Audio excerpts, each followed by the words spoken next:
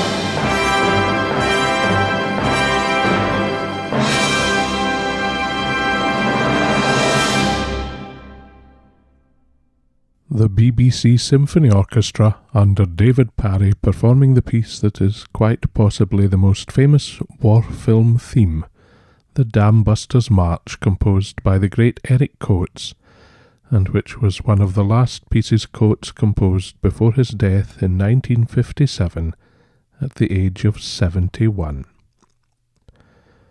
Well, it is, as I said, Remembrance Sunday, And so I thought I'd take the opportunity to theme the programme in that vein, although having spent all weekend listening to War Remembrance, I don't want to overdo that part of things, but since it is Remembrance Sunday, and we all have so many times, places and people that we hold dear and like to remember, I thought I would make the programme, as well as about remembering times of conflict, about remembrance, memory, and sentiment in general.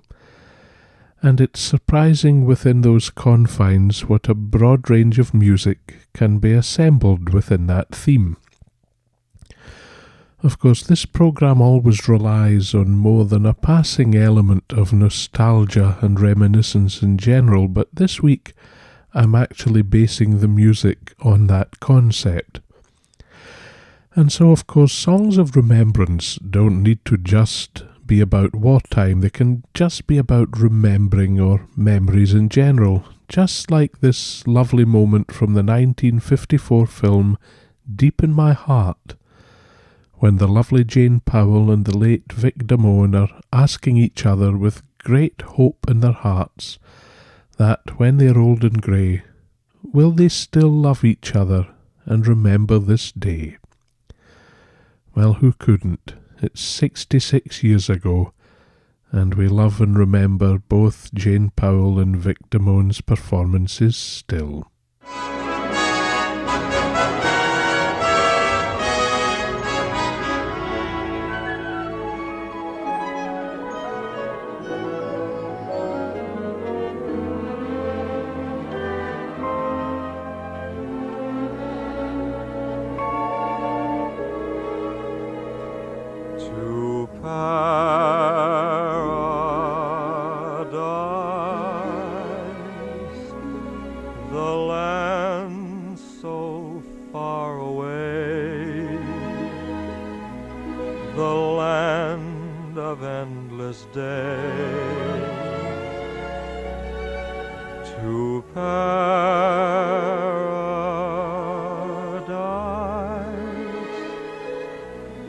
My dear, I've lost the way. So far I've gone astray. No hand to clasp in mine, no guiding star.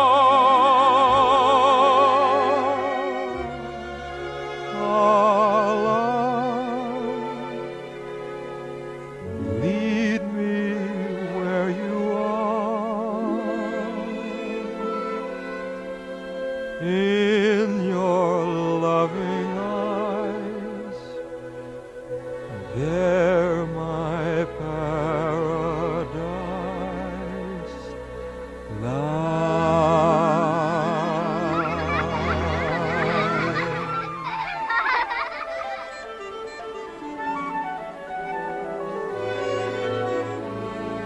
Our love is so sweet in the springtime, when blossoms are fragrant in May. No years that are coming can bring time to make me forget, dear, this day. I love you in life's gray December, the same as I love you today. My heart ever young will remember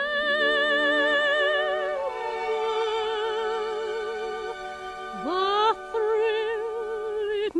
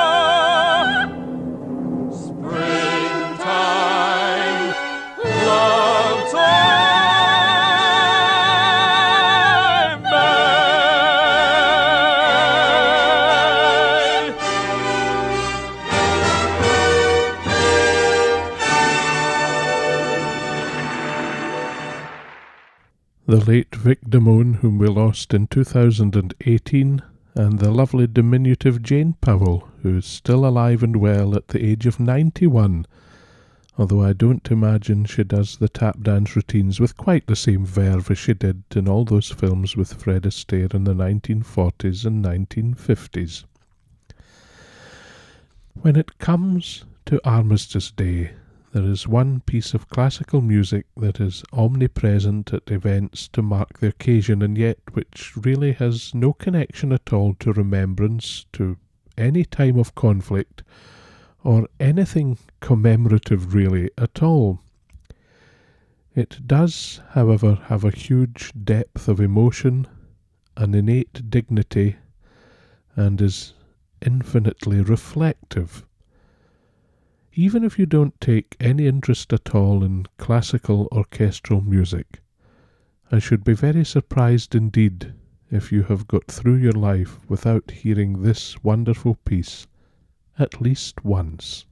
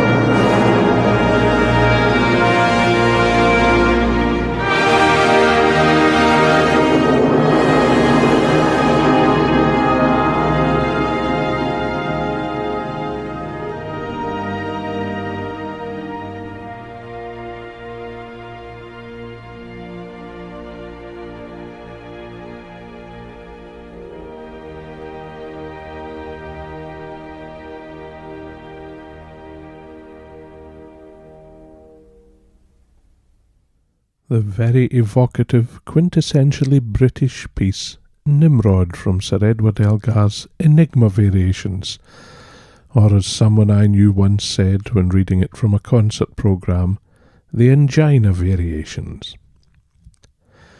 The whole concept of Armistice Day started after the cessation of the First World War, and so many of the traditions and customs attached to it stem from that time. This naturally, of course, includes the music. One of the most popular songs ever to come out of the First World War was Haydn Wood's evergreen favourite, Roses of Picardy. That's a song which has been well covered by singers of all sorts over the years, from John McCormack and Dame Nellie Melba to Perry Como and Dorothy Squires. And I must admit it is a song that I have oft times included in concerts and recitals myself, and to my shame have sung endlessly without ever having analysed the words, as it's a song which is generally accepted to be very hard to work out what the story is behind it. However, as soon as I really looked at the words of the second verse, which, as you know, go, "And the years fly on forever, till the shadows veil the skies, but he loves to hold her little hands and look in her sea-blue eyes, and she sees the road by the poplars where they met in the bygone years, for the first little sound of the roses is the last little sound she hears." And it's only when I looked closely and thought about that verse that I realised the years have passed, and this young couple of the first verse are now very old. She's dying, and he's sitting with her, holding her hand, and the last thing she hears is that refrain. And as soon as I realised this, firstly, I could no longer take seriously any of these jolly, full-throttle versions of it anymore, and secondly, I thereafter became largely incapable of singing that verse without being completely overcome by emotion.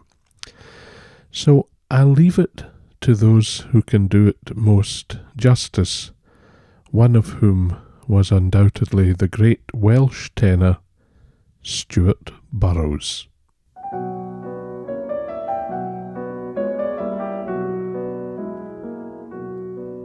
She is watching by the poplars, Collinette with the sea-blue eyes. She's watching and longing and waiting where the long white roadway lies, and a song stirs in the silence as the wind in the boughs above. She listens and stops and trembles.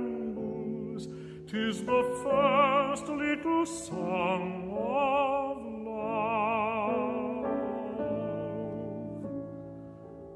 Roses are shining in Picardy, in the hush of the silver dew.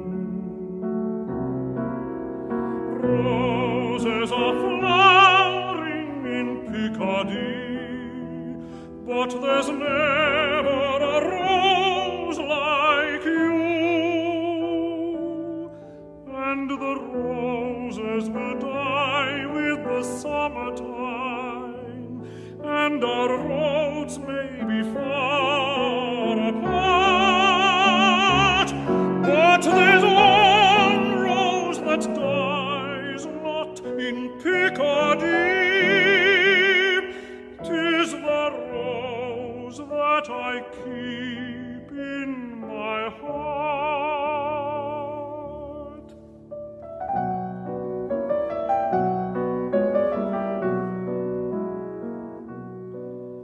And the years fly on forever till the shadows veil their skies, but he loves to hold her little hands and look in her sea-blue eyes, and she sees is the road by the poplars where they met in the bygone years.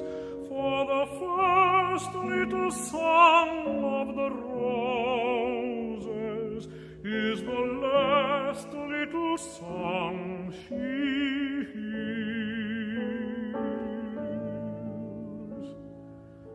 Roses are shining in Picardy, in the hush of the silver dew. Roses are flowering in Picardy, but there's never a rose like you. And the roses will die with the summertime, and our roads may be far apart,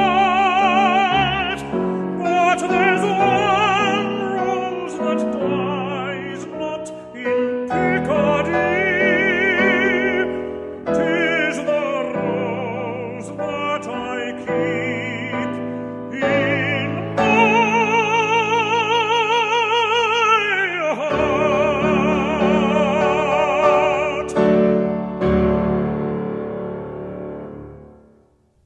Stuart Burroughs, with John Constable accompanying at the piano, singing Hayden Wood's immortal ballad of 1916, Roses of Picardy.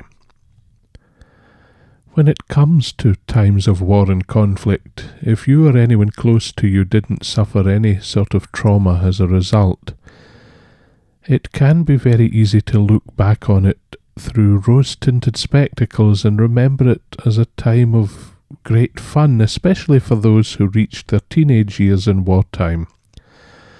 I can remember some of the older people, mainly ladies, I knew around this area where I lived, talking about the Second World War with misty eyes and faint smiles, thinking back to the novelty of it all and the presence of platoons of soldiers billeted in the villages around here. Of course, for those who lived in the larger cities and felt the full and devastating force of the bombings, it was quite a different story. But an elderly neighbour of mine used to recount the tale of having been caught shot while out on a bicycle ride, and finding a small clump of bushes into which she went to relieve herself, only to have the clump of bushes get up and walk away in embarrassment. It was the soldiers on manoeuvres training in full camouflage and foliage.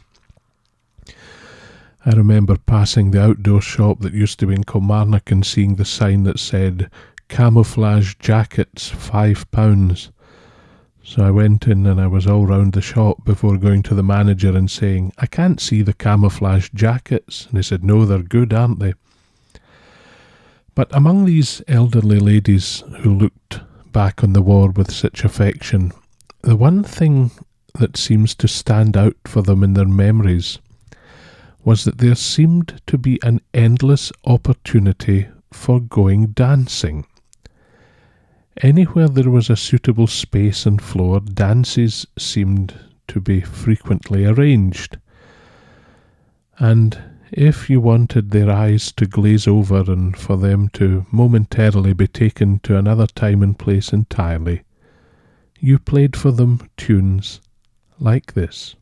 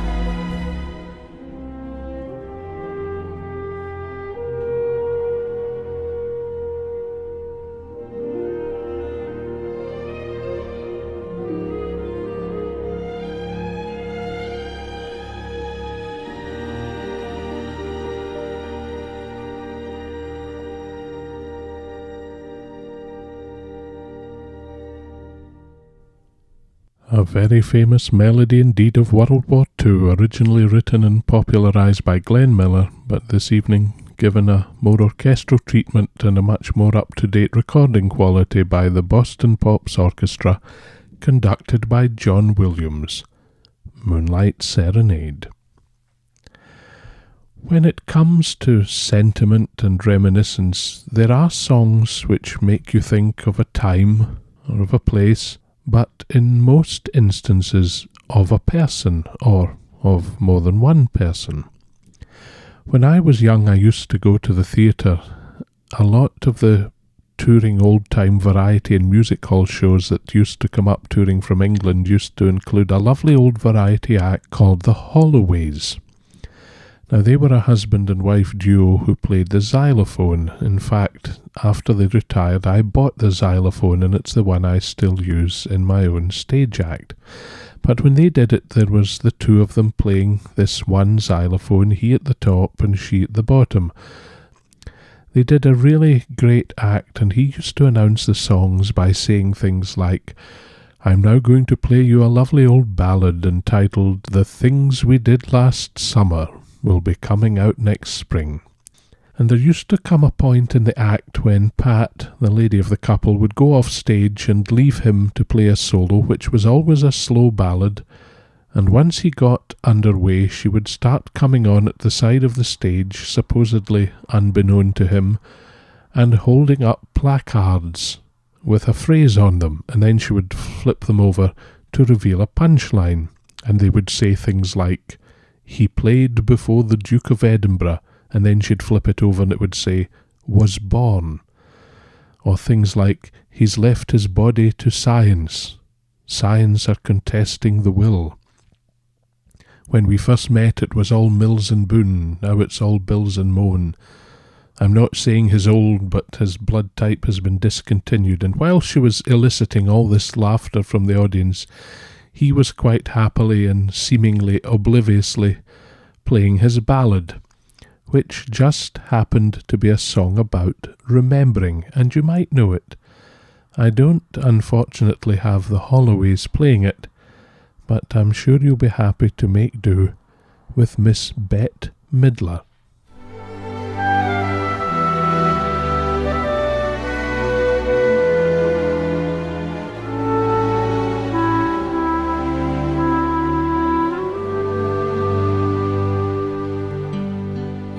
Why can't I forget like I should? Heaven knows I would if I could, but I just can't keep you off my mind.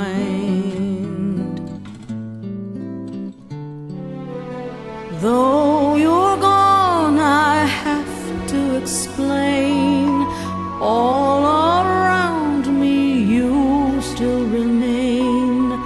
Wonder why fate should be so unkind.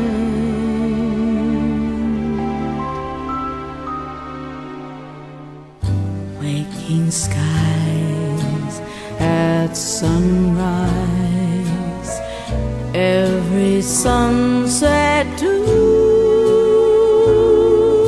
seems to be bringing me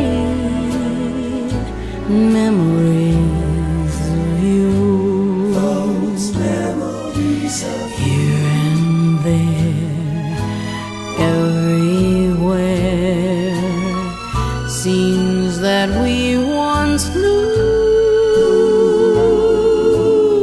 and they all just recall memories of you.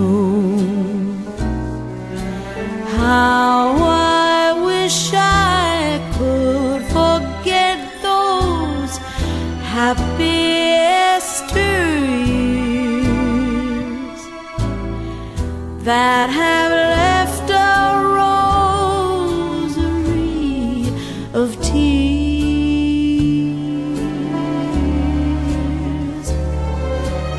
Your face beams in my dreams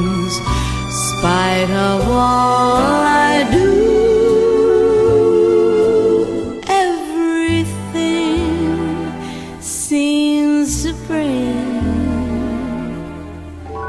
Memories of you. Those memories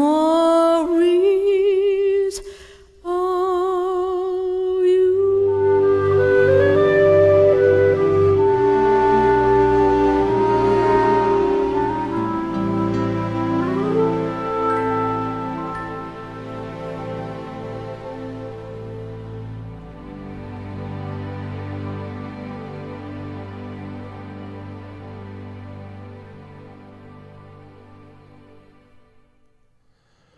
Bette Midler singing a hit song of 1930 entitled Memories of You. And now, just when you thought it was safe to go back into the kitchen, it's time for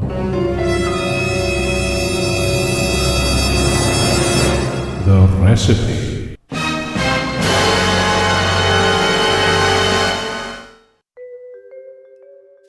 This programme, as I said, is always to some degree about nostalgia and reminiscence, but since we're thinking so much about remembrance and nostalgia, I thought I would give you a very unusual little recipe which comes from a very long time ago, and to those of you who have ever had it will no doubt bring back memories. This recipe comes from a time probably before fizzy drinks were quite so normal and everyday as they are now, and it was probably the closest thing that children from modest backgrounds in countries that don't grow citrus fruits would ever get to homemade fresh lemonade. It's a very unusual drink that my granny used to make called Boston cream. It's quite easy to make, but for it you will need a substance called tartaric acid. Now at one time you could go into the chemist and buy it, but I should be very surprised indeed if any chemists will stock it nowadays, and so like many other things, to obtain it you have to go online. So to make it you get a big pot like a stock pot, and into it you put 2 pounds of granulated sugar and 3 1/4 pints of cold water. Slowly bring that to the boil until all the sugar has been dissolved, and once there's not a trace of any of the granules of the sugar left, take it off the heat and let it stand till it's very cool indeed.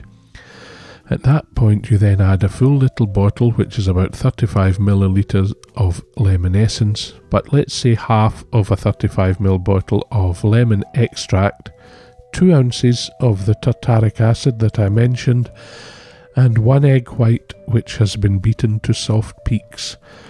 Put all these in and mix it very well, and then put it into bottles to store. And when you are bottling it, you need to keep stirring the mixture before you pour it into each bottle, because you need to keep the egg white distributed reasonably evenly through the batches. It tends to float to the top, so keep stirring it between times. Make sure your bottles have tightly fitting lids, and this will keep in refrigeration for about a week and a bit less if you don't refrigerate it. To serve it, get a reasonably large glass and mix 1 part of your mixture to 2 parts cold water, and don't fill the glass more than 2/3 full for reasons that are about to become obvious. Then take a teaspoon and pick up half of a level teaspoonful of bicarbonate of soda and put it into your mixture and stir, which will make the whole thing froth up quite dramatically, and then you drink it reasonably soon after that while it's still frothy.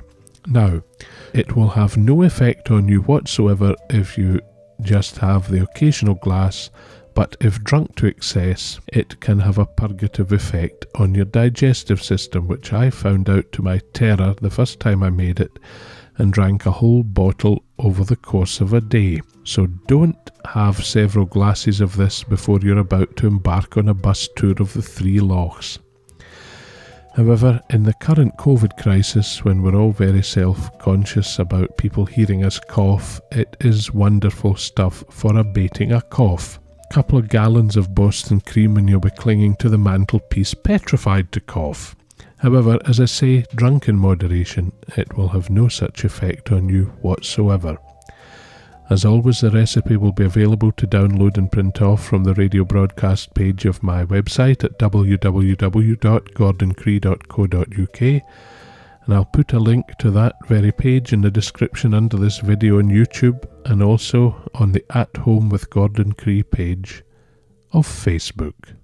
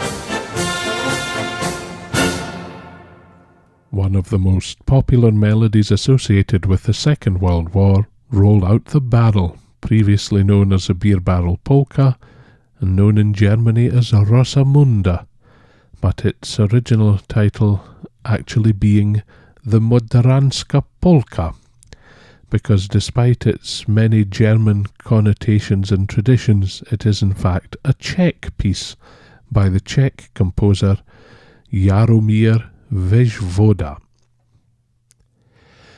The general public, and by that I mean the collective consciousness of the people around us, have a need and a desire, albeit I believe totally subconscious, to sort people into very distinct categories, and nowhere more so than in the performing arts. It has to be decided what you are, and you have to be firmly categorized as that, with anything else you might do just being taken as an appendix to that. And it has taken me a very long time to realize, but I now firmly believe it, and no one will ever convince me otherwise, that doing more than one thing professionally, no matter how well you do them, is more of a disadvantage than an advantage in the performing arts profession. No matter how well you do one thing, it inevitably dilutes the other in the general consciousness. I don't think people even realise it.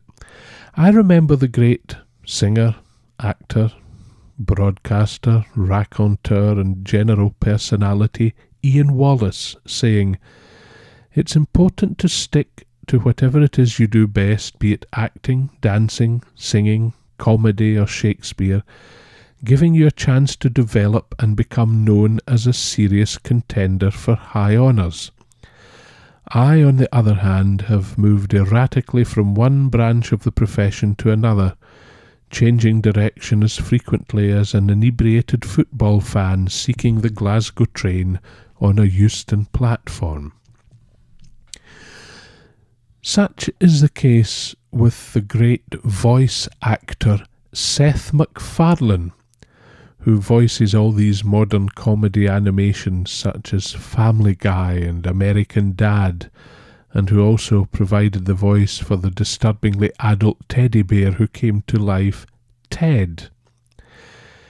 He is himself a very stylish and able singer indeed in the crooner style, and due to his fame as a voiceover actor, there will always, I believe, be a very slight unspoken and subconscious concept that his singing is some kind of self-indulgence by someone who has a successful career in something else, which luckily is enjoyable for the listener, despite the fact that if you had not first known of him as doing something else, you would simply and wholeheartedly have accepted him simply as a very fine singer indeed in his particular style.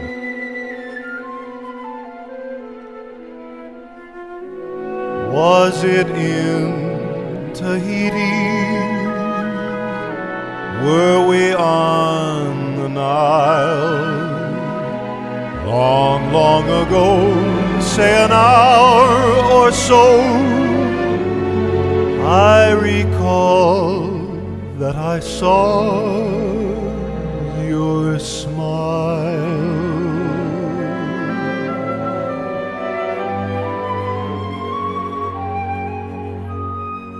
I remember you. You're the one who made my dreams come true. A few kisses ago,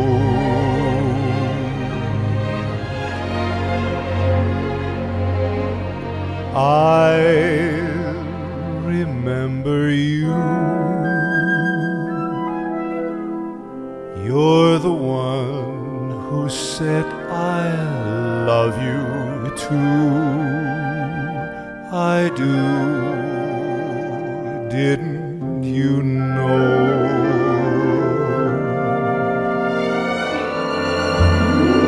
I remember too a distant bell and stars that fell like rain out of the blue.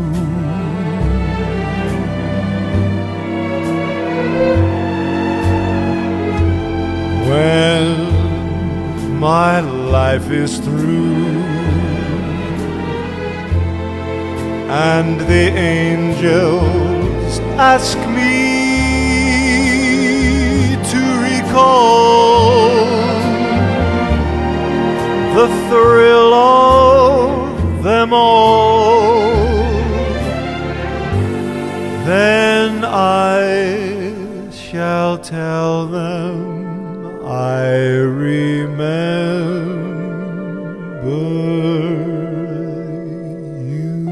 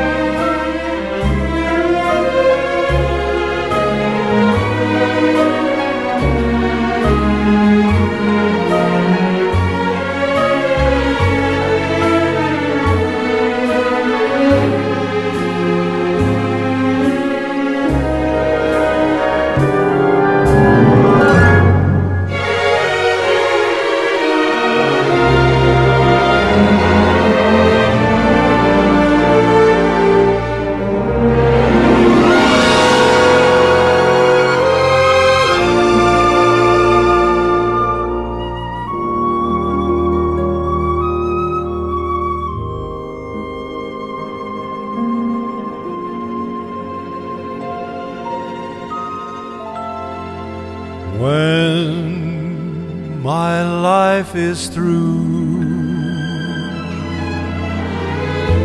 and the angels ask me to recall the thrill of them all. Then I shall tell them I remember.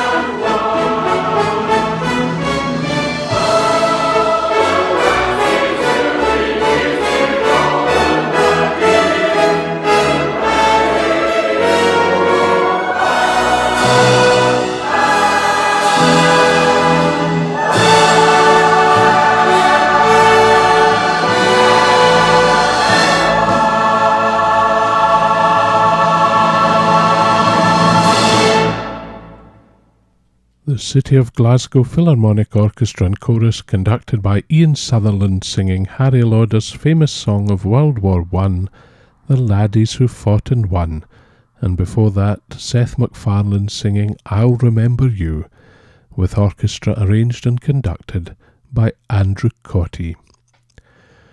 Well, this nostalgic wallowing does take up time, and the clock has almost beaten us once again, and despite the self-indulgence of looking backwards, one must never take it for granted nor stop being grateful for being able to do so, because nowadays more than ever we're so aware of people whose capacity to remember is irreversibly impaired. The great American opera singer Dorothy Kirsten, in old age, after losing her husband to Alzheimer's disease, spent all of her not inconsiderable fortune in funding research to find a cure for Alzheimer's, and the motto of her foundation was simply, "Forget not those who cannot remember." So for those of us who can look back with clarity, we must never fail to be thankful for the memories.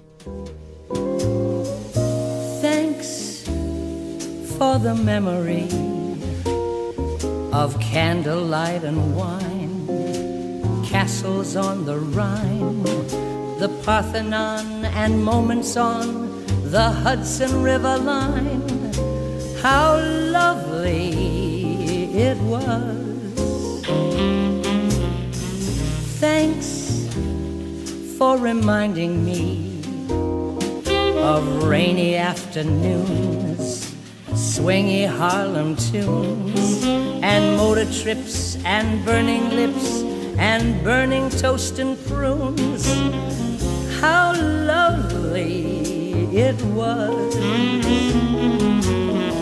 Many's the time that we feasted, and many's the time when we fasted. Oh, well, it was swell while it lasted. We did have fun and no harm done. So thanks for reminding me of midnight in Montmartre, galleries of art. We traveled with the smart set, so I guess that we were smart. I thank you so much.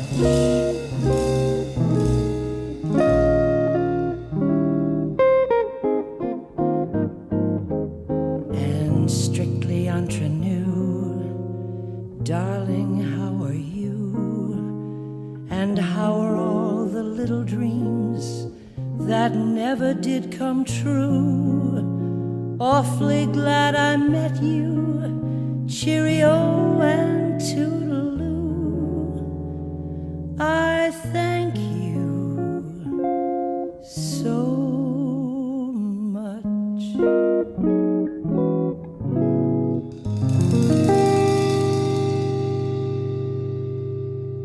The late Rosemary Clooney. Well, thanks for the memories to all those wonderful artists who have created so many of them for us, and thank you for joining me. And when you are remembering, don't just remember those in the past. Remember those around you in the present who still might like to be remembered, not least at this very strange time in our lives. And if you remember, I'll be back here at the same time next week and would be very pleased if you would join me. And so until we meet again, look after yourselves and anyone else you can fit in. Bye for now.